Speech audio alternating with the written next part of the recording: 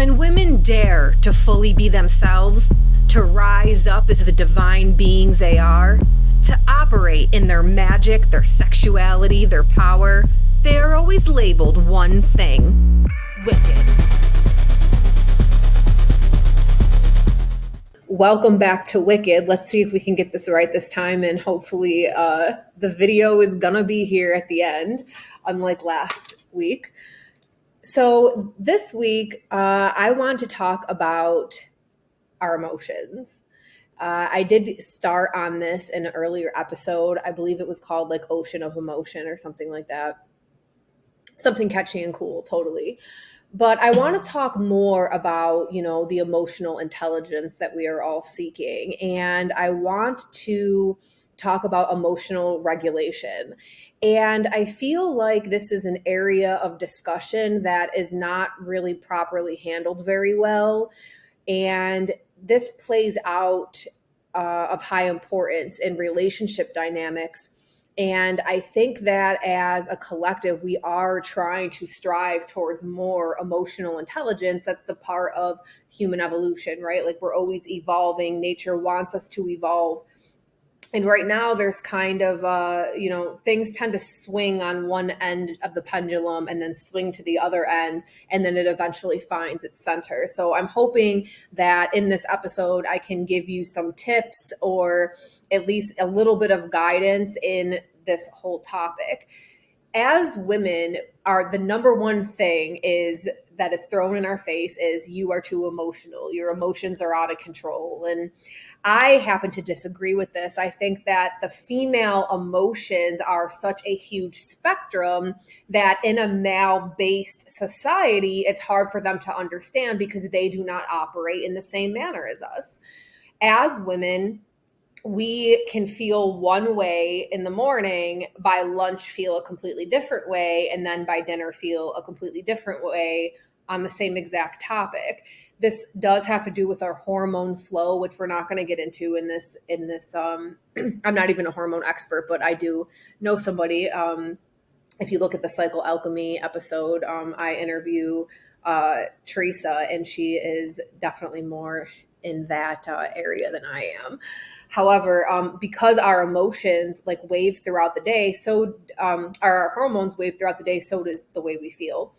We also are ruled by the moon, especially as women, because we are the moon.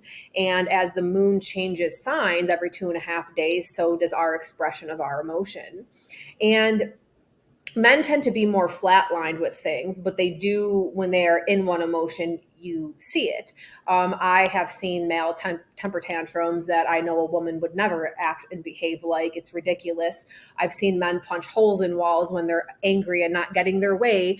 Grown men acting this way like 2-year-olds. I've, had men break into my house and come after me because they don't know how to emotionally regulate themselves, simply because they don't like the word no and don't like boundaries being set. So, we can go down the line that way where, violent crimes against women are generally men on women, not women on women. Rape is generally from men on women. And there's a lot here because men don't know how to control their emotions, and they don't have the emotional intelligence. I'm not hating on men. I know this is going on YouTube and I can get a lot of hate comments here. I really don't care about hate comments, but it's just the truth. And women are called over emotional simply because we experience a vast amount of emotion.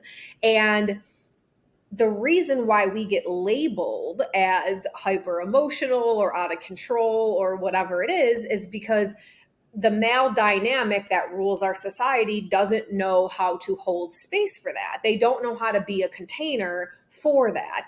So instead of trying to understand it better and actually listen to our voices, God forbid, we are left feeling crazy, and they label us things like, lunatic, hysteric, all that, because they don't know what to do with it. But it comes from their own misunderstanding of emotions to begin with, because they don't even understand their own. And this is set up in our system because our system is a patriarchal structure. It's run by men. You can't deny that. It does have a negative effect on men today, but a lot of men just tend to, I don't know, gloat in that, and they're fine with it. They're not trying to change anything. There are men, I have men that listen to this podcast that are working on their emotional intelligence. I know men in my personal life that are highly emotional intelligent, but they did work to get there. Okay, so this isn't something that just comes second nature, first nature. Men are sun ruled. That means they are ego ruled, and women are moon ruled. It means we are emotion mind ruled. So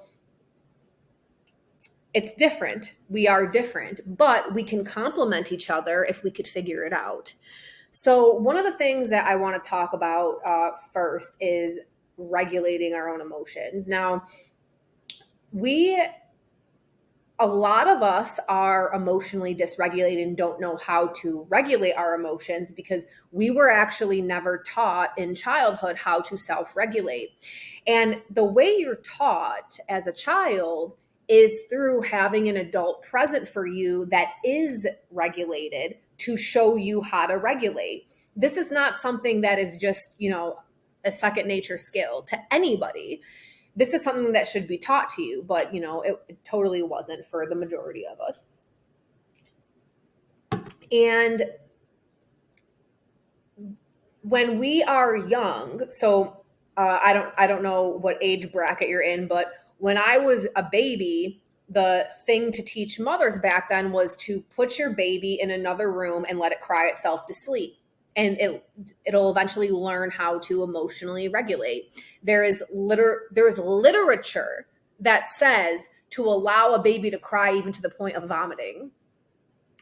Now, anybody listening to this, watching this, should know that that's absolutely ridiculous, especially if you're a mother, because you have hormones in your body when your baby is born where you get hormonally bonded to that baby.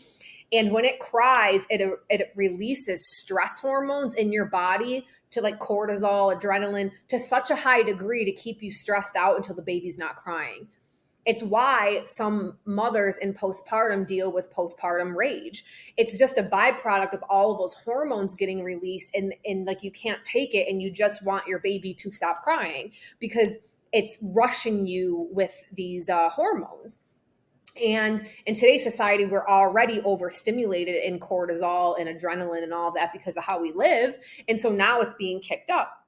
And so it's why there's that weird dynamic between like your baby is the one giving you stress because it's releasing those hormones. But at the same time, when you hold your baby and you smell your baby and you're rocking your baby and you're breastfeeding your baby, that's the very thing that also calms you down. And it calms down your baby. So in infancy, we are taught to co-regulate each other. And as a mother, you co-regulate baby, and baby actually co-regulates you. And there's a feeding dynamic that goes on here. However, because of the fucked up medical industry and bullshit that's put out there, their main goal is to separate the mother baby bond. Mother baby should be one word. That right there is one. You are still one being. Just because that baby's out of your body does not mean that now you're separate. That baby doesn't know they're separate. And I don't even think a child's brain actually identifies as separate from the mother until around 6 or 7 years old. That baby thinks it's a part of you still, and it is. Just because you can't see the cord there, just that physical umbilical cord may have been snipped, but the spiritual one has not, and neither has the hormonal one. And this regulation occurs, and it's done that way by nature to have a mother force her to take care of her baby. This is for survival of the species. And so in that infancy, you are regulated by mom. So now you move up into toddler age where you really don't, the emotions are running in and out. Every little thing triggers you. The apple's cut the wrong way. It's a meltdown. I'm currently experiencing like Zai doesn't, he has to do everything on his own. I cannot even help him put something on a fork. He would rather try 1,000 times and fail and then get it on the 1,001st try than have me help him, which cool. I totally support that. That's how I am in life and approach life. He's taking after me. Perfect. So he can do that. That's fine. But he throws a temper tantrum the entire time.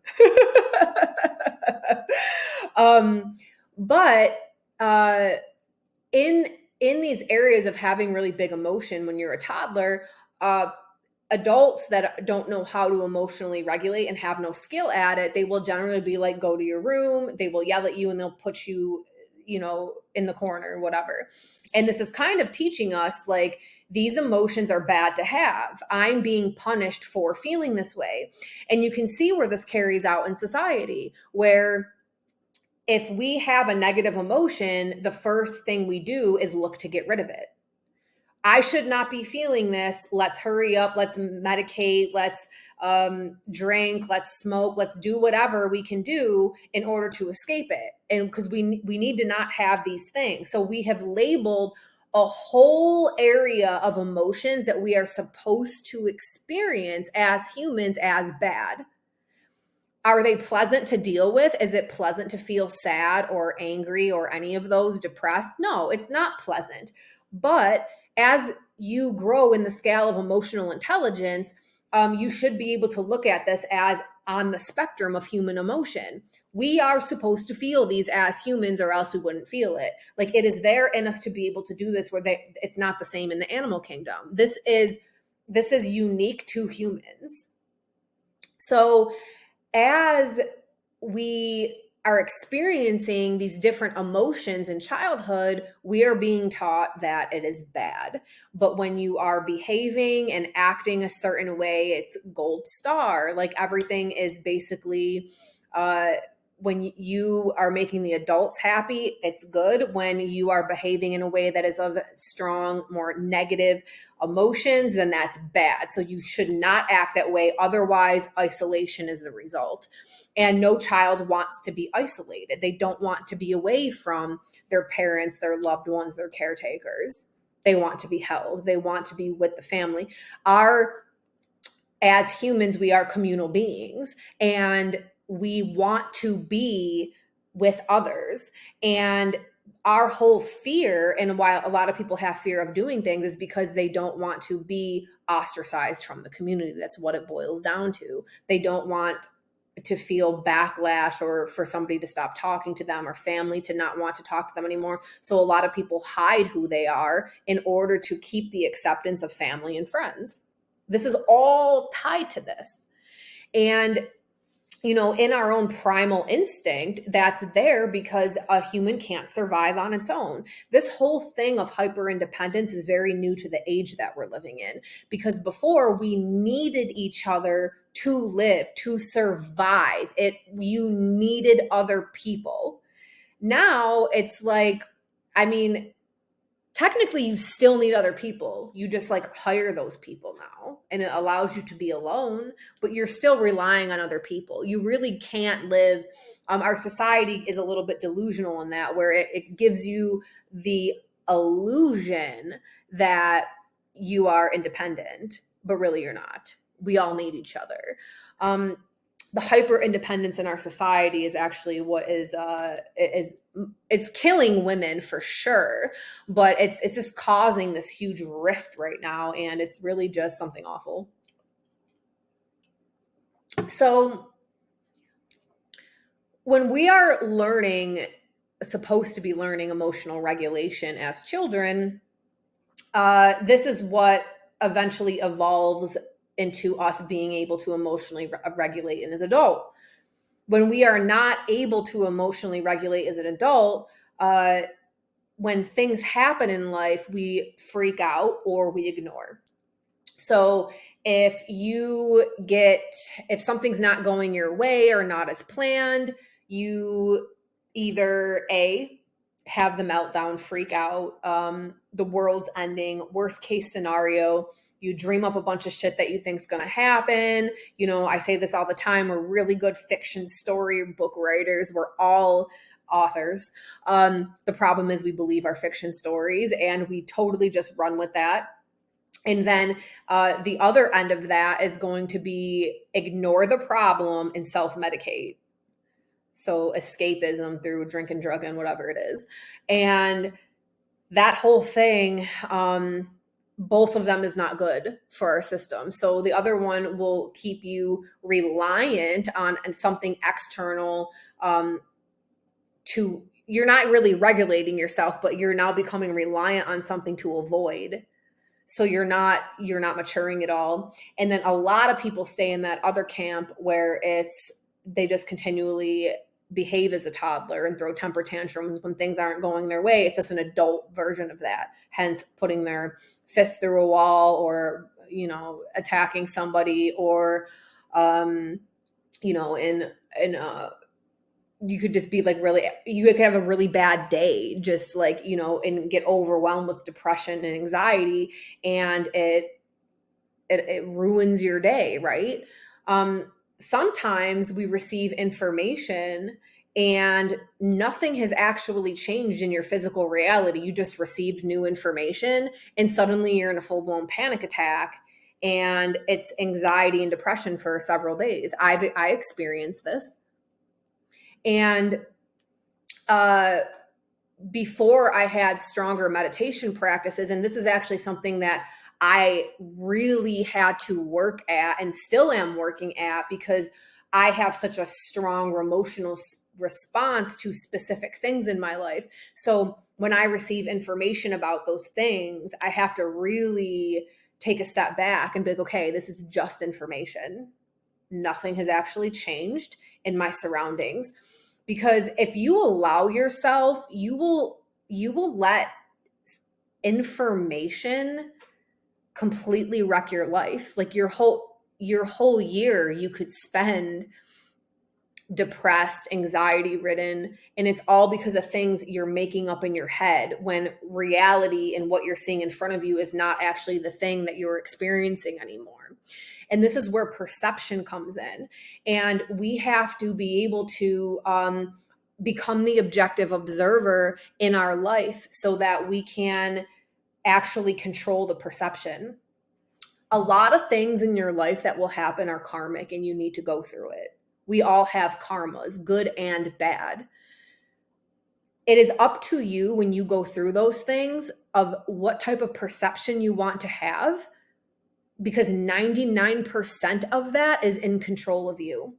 So this is like what I teach the ladies in the coven all the time. The situation is the situation. You're not going to stop that. But 99% of that, of how long you suffer in the situation, is completely up to you. And that's the hard part, because gaining control over your mind and your fears and your worries is hard. And so learning things like meditation and other things, that I teach really, really helps with that. The whole point of meditation and learning how to do that. Now, I hear from people all the time, because my answer to everything is literally to meditate. Everything. It is the answer, my friends. The first thing they say, well, I'm not good at it. Like, I can't get my mind to calm down. I've never had one person say something different to me when I tell them they need to meditate. So this is like, okay, you've never done it. Of course your mind is going crazy. Like, this would be like walking into the gym and being like, give me those hundreds. And you walk over to 100-pound dumbbells and try to like Arnold press. Like, you can't do that. You got to try starting with tens. Okay. That's what you have to do in meditation. You're not just going to be good at it. And if you've never practiced before, how are you going to be good at it? You're not. Your meditation muscle is weak, aka your mind. Your mind is weak. Right now, your brain gets hit with a thought and you just let it run with that thought. It has no self-control whatsoever. There's no discipline there. It's like when I used to have a dog that was 75% beagle. It would get like one sniff in the air and it would be off. No calling it, you couldn't do nothing to get that dog to come back until it found what it was sniffing, like what the scent that passed it. That's how a lot of y'all are with thoughts in your head. And this is why you're all over the place, and this is why your life is all over the place, and this is why your life experience is all over the place. I'll say it that way. Your life experience is all over the place because your mind is running wild, and off every little sniff in the air, it just follows that trail. So you have to train it. You have to train your brain. It's out of control. It doesn't naturally come trained. So, picture it like a wolf that you're trying to domesticate a little bit. So you got to reel it in. One of the exercises that I tell everybody to start with, like, picture your thoughts like a fishing lure in a stream. And then when you're in meditation and then all of a sudden you're thinking about groceries, it means that your lure is all the way downstream. Picture yourself reeling it back into center. If you keep doing that over and over and over again, guess what's going to stop happening? It's going to stop taking so much line, and it's going to get, so maybe you got 10 seconds of focus and then your brain went. In a week, maybe you'll get 30 seconds of focus. And the next week this takes time. And then suddenly, as you keep doing this every day, you'll notice that when you sit to meditate, your mind doesn't run as much. And then what happens, that translates, you will notice in your day-to-day, you are no longer running thoughts either, because if a bad thought, quote unquote, a bad thought comes in your head, instead of chasing imagination and coming up with a bunch of scenarios, you reel it back in and you're just like, I'm not going to waste my energy on fiction. And you stop it. And it's a lot easier to do that. And then the more and more you're able to do that and keep your thoughts from running, you're now living in the present moment. And that is where you want to be. That's a sweet spot, because present moment, going back to emotions, most of your strong emotional chaos comes from being too far in the future. And then the strong emotional response of being in the past also. When you are in the present moment, none of that is happening. So present moment, you receive information that is startling. You receive it and it startles you, as it should. Now, you can sit with it for as long as you need to, but in the present moment, not making up stories, not calling your friend and be like, yo, Jody, I just got this notice in the mail about XYZ, and now, this is probably going to happen, and then this is going to happen, and y'all have a whole storyline going that is 100% make-believe.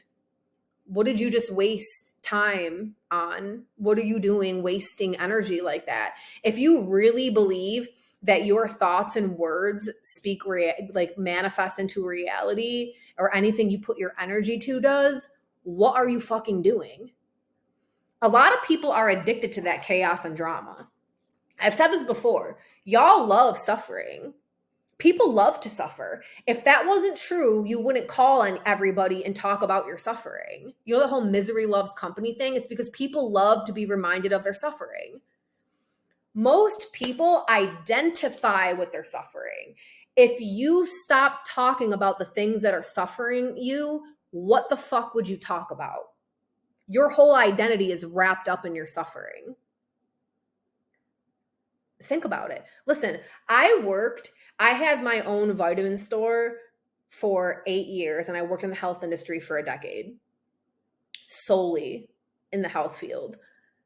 I knew right away when somebody was going to take my advice or not. And the ones that wouldn't, I would not even bother, because I'm not going to waste energy. Like, when I talk to people, I'm giving you my energy. I'm not even going to bother giving you the information that I know if I know you ain't ready.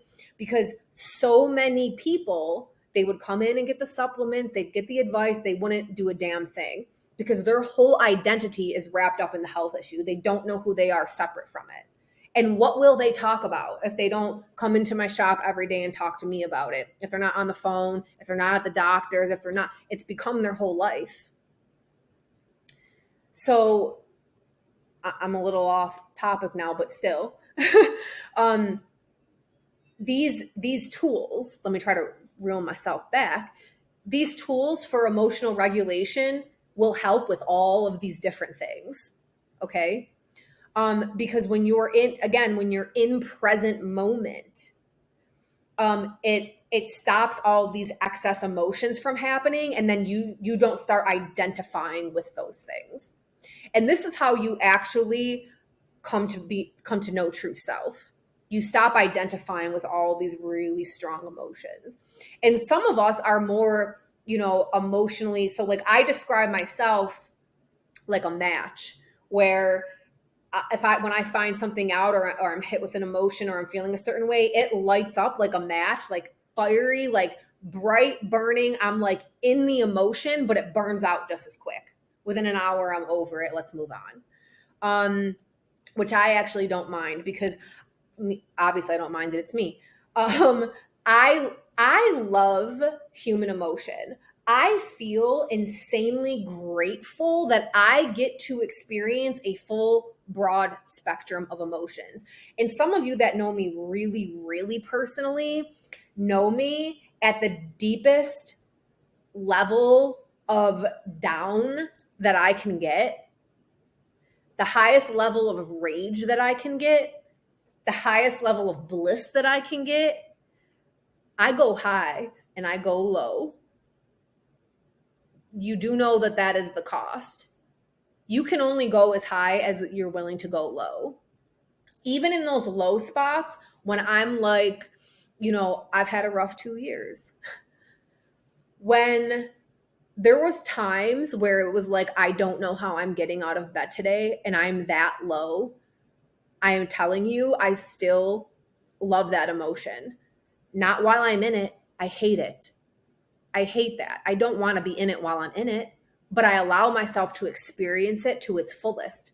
I don't label it as like this negative emotion that I need to hurry up and get rid of it as fast as possible so I don't need to deal with it.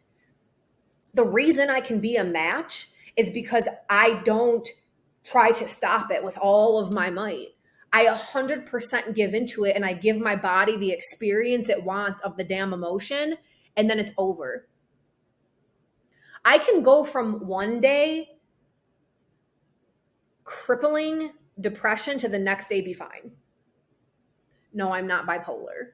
It's not like I'm constantly dealing with it. No, I'm pretty, except for like the past year, because my life was so unstable because of happenings. I'm generally a pretty normal, even keel. Okay. With a few matches being lit along the way as life happens. Everybody's life happens. But when I am in those more down states, I fully embody it. I fully embody it, and I give myself permission to be very upset or very angry and very mad at whoever it is I'm sad, angry, and mad about. And because I allow myself and I honor myself to do that, it passes, because I'm not denying myself of something. The more you try and deny yourself of something, the stronger you're going to want to be in it. Unconsciously, that's what happens in your shadow. So I just fully allow if you're having a bad day because something happened at work, have a fucking bad day then. Be mad at your coworker, be mad at your boss, be pissed at your paycheck. Do it, but fully embody it. Don't go home and drink it out of your system. Just fully embody it. I write poetry when I'm in those states. Do you know I can't write poetry when I'm happy? I don't even fucking know how. I don't know how. But when I am down and out, I be writing. That poetry sounds good. To me, anyway. That's all that matters. I don't know how to do that when I'm happy. I'm a sad poet. But that's how I channel, that's how I get the energy moving. Because you don't want to sit in it for days. You don't want to sit and be depressed for days. So when I'm in those states, especially because it's not like I can just lay in bed and sulk. I'm a single mom. So I write.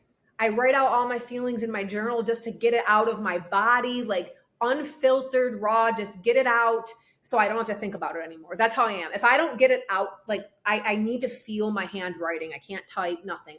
I just write out every awful thing. I'm gonna be burning those journals. I never want my kids to find those journals. They'll be like, Ma's crazy.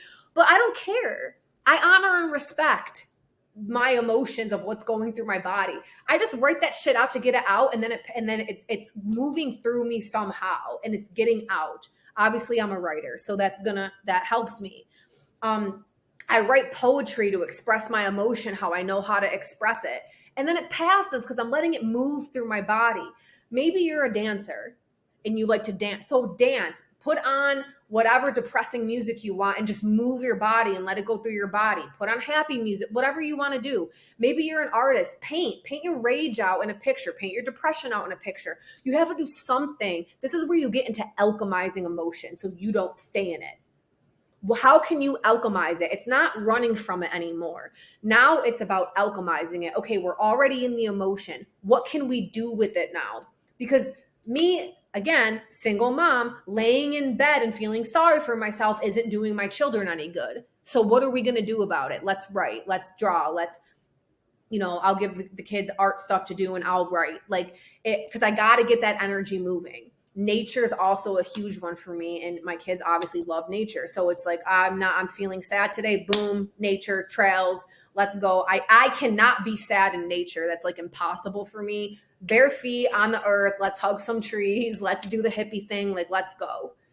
And guarantee after 2 hours in the woods with my kids, I am good because now I'm out. Nature's cleansing me.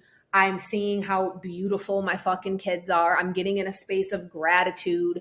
I'm seeing them interact with nature, and and then it's beautiful. And then I'm happy. I see my little dog doing her thing. She's hilarious. And I get back to the space of gratitude, and then I'm not sad anymore. Has anything changed in my situation? Nope. Nothing's changed other than my perception of it. All of these emotions that we're constantly feeling, it all boils down to perception.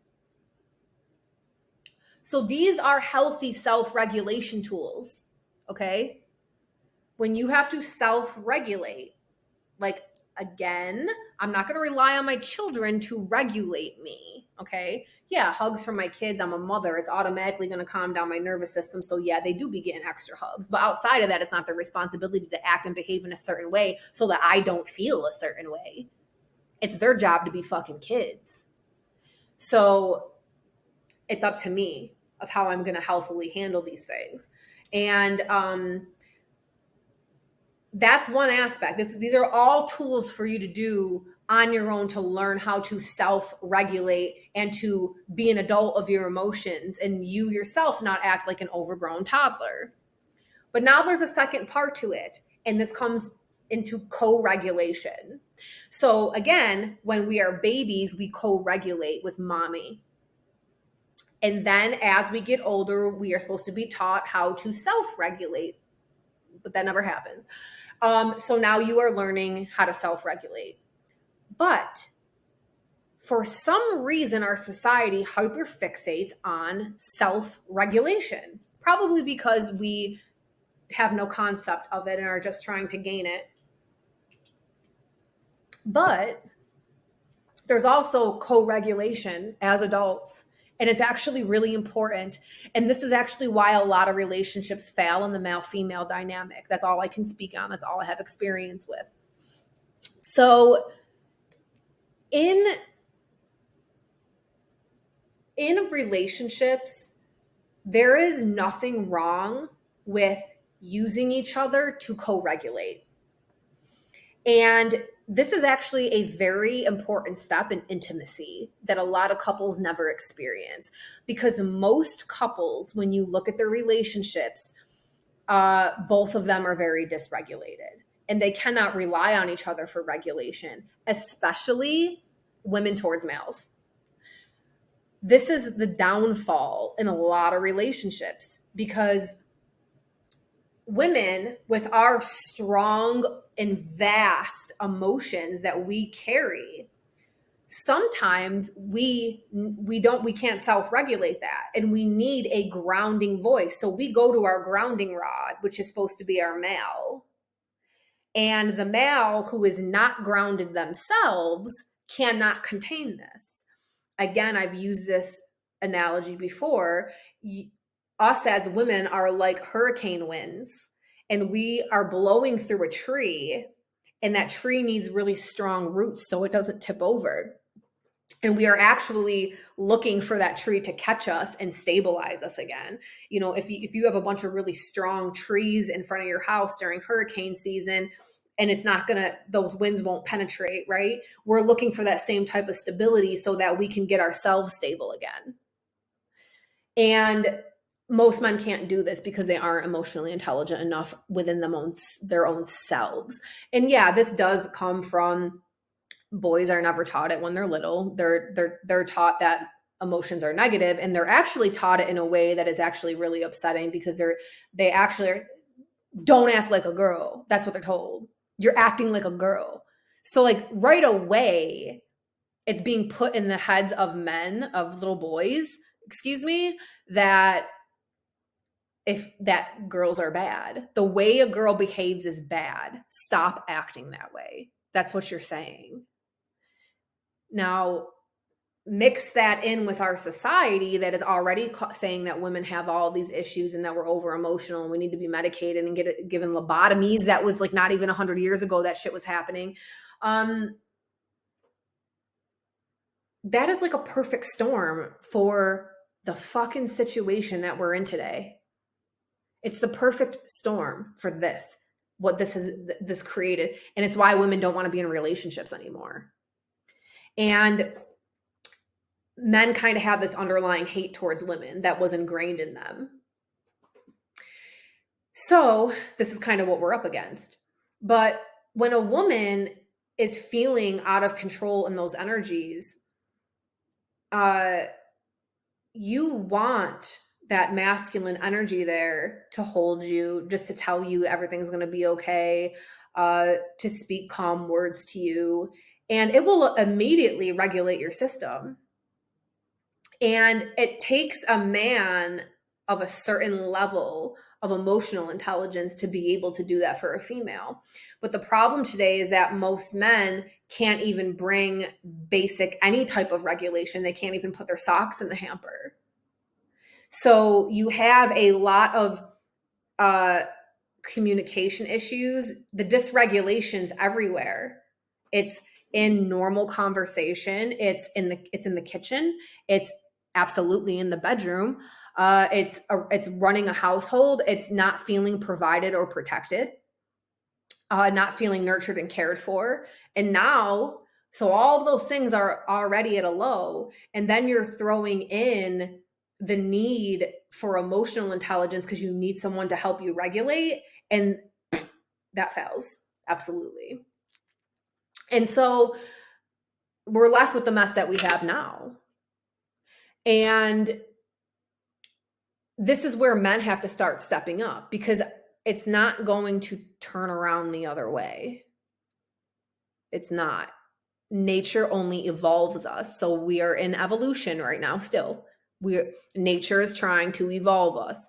And so while women are doing the work, absolutely, there is like 90% of the men out there that are refusing to do so, and they're just doubling down harder, and then wonder why there's like a quote unquote male loneliness epidemic. And I hate fucking saying that because it's not an epidemic. I'm sorry. Anytime something is going wrong with males, it's an epidemic.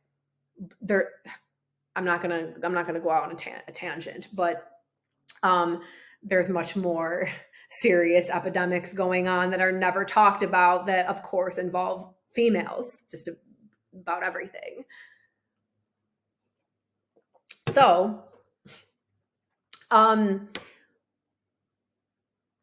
men, when men start stepping up to the plate and start gaining some emotional intelligence, all of these things that they complain women aren't doing, women naturally do that when they feel like they have a strong, stable person. They need a strong foundation to launch from. Women are capable of a lot. All the things we've been brainwashed out of, thinking we're not capable. Why do you think rules had to be put in place to keep women down? The more oppression the more oppression something has, that actually just speaks to the level of power that it actually has, because you have to dumb it down and oppress it so it doesn't operate in it, because there's structures at play that need control over things. And so women are waking up to this, so that now there's like a lot of false feminism moving through that. There's a lot of, patriarchy rewrapped in a pink bow and handed back to women to try to trick them into thinking that they're doing something when they're not. But this whole time period, right now, we're shifting towards this I'll call it like an evolution of emotional intelligence. And so as we start self-regulating, as women, we want a man who can also help to regulate us. There's a reason why, like, snuggling with somebody in bed and being held at night, it's a co-regulation that occurs. Both parties feel regulated. If you don't, when that's occurring, there's something wrong in the dynamic. Your body will always tell you. And so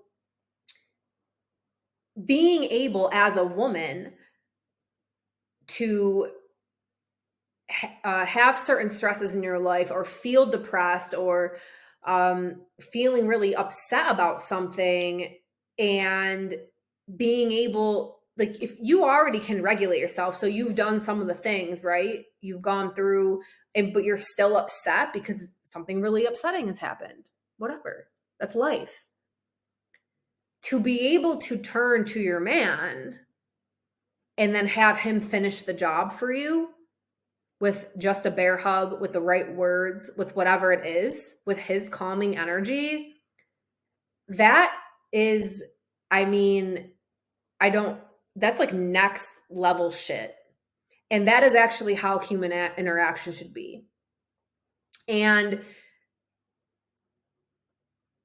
men being protector provider, that also includes protecting a woman's emotions and providing emotional stability for her.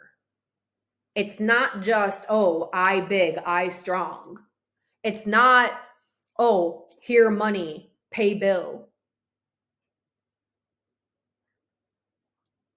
We're not like living in a cave anymore. Like, women can do all of these things for herself. Do we want to? Fuck no. But that's just not what that means. You also need to be able to provide emotional space for her, to provide that type of emotional stability. And then also to protect her emotions when she's feeling that way, or protect her from the outside things that are causing her to feel that way, if it's another person or whatever.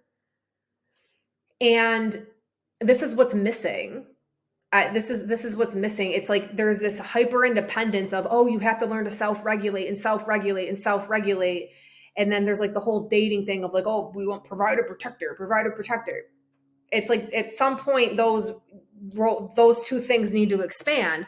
That's awesome that you know how to self-regulate, but there also needs to be a safe dynamic of co-regulation. Again, we're human beings. We belong together. There's another level of regulation that comes when you're able to trust somebody enough with your emotions and to hold space, because time and time again, they have proven they are able to do that. Like, holy hell. That's a big deal. That is what we are attaining for in human relationship. And that is healthy. It is healthy to have that. And then the whole hyper independence thing levels out, because again, we are not made to be alone. We're not made to be alone in our emotions. That's why depression gets worse over time if you don't have anybody. We make each other feel happy, and that's okay. We also make each other feel sad. It's part of the human experience. So if we can start working on self, and maybe some of the tools stood out to you that I've spoke about in here in this episode, but doing things to try to get yourself regulated and then giving yourself permission to be in the emotion and experiencing it fully. Don't deny yourself, but then alchemizing that into something better. And then eventually building up a trustworthy relationship with somebody that can hold that emotional base for you, and then continue that into co-regulation. This is what healthy emotional development looks like. And I think that this is of vast importance right now, because we're at a really weird time in our lives where